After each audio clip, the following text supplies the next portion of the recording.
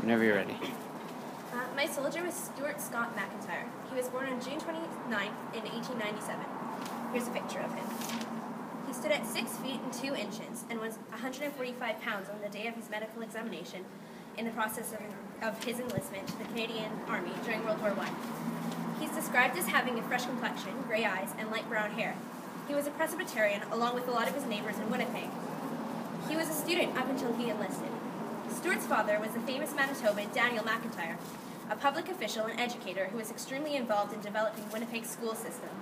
He was the principal of Carleton High School and then the superintendent of Winnipeg schools for 43 years.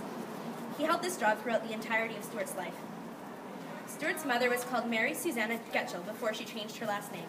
Stuart had 4 siblings initially, but his sister and one of his brothers perished in childhood.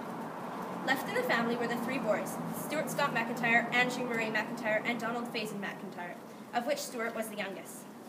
Donald became a doctor and enlisted as well with the medical duties of the Army. He served with the CAMC in the Canadian Expeditionary Force in World War I. Donald ended up surviving the war and returned to Canada without his younger brother.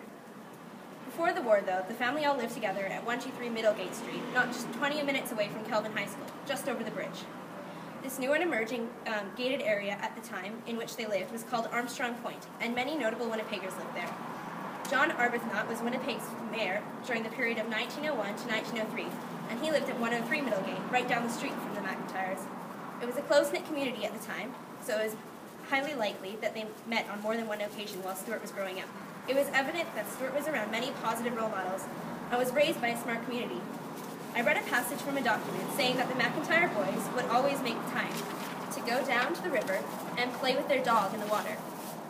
Though Stuart's childhood seemed to be the best it could be, living in a time when the public library was built not 2 minutes away and through the rest of the positive growth of Winnipeg. The war started in 1914 when he was 17. By the time Stuart was 18 years and 18 months old, he enlisted in the military. This is on March 2nd, 1916. The war had already been on for some time, and the young man was immediately accepted. He was deemed fit by Dr. Ross Mitchell and administered 5 vaccinations for overseas travel. He was given the regiment number 910046 and was now a part of the 196th Battalion of the Canadian Expeditionary Force. He was ranked a private, a title that he would keep throughout the war. He made his next of kin his father, Daniel, willing him his belongings and the $15 a month he received until December 30th, 1917. Stuart left his home of Manitoba and arrived in Halifax on November 1st. He took the 10-day cross-ocean boat trip to Liverpool, England, hopefully not getting extremely ill, as many men did at that time.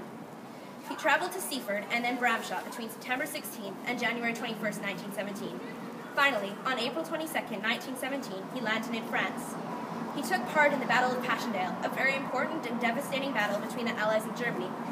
On October 26, 1917, McIntyre was declared missing and then later learnt dead. He died a young man, fighting with his friends, wielding guns and big ideas in a world with high stakes.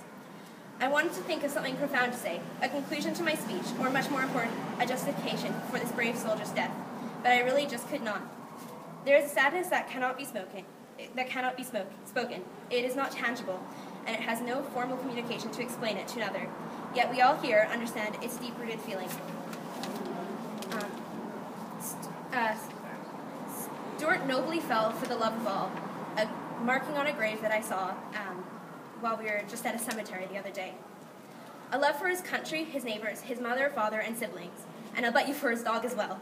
He was a protector, a barricade between his world and the radical ideologies that didn't account for such beautiful emotions like love. I realize I cannot think of an incredibly sentimental sum up because it just does not exist. There is no conclusion to love because it doesn't and never will end. The love I feel for my soldier, Stuart, and the honor I will always bestow on his memory for his incredible contribution to our world will live on forever.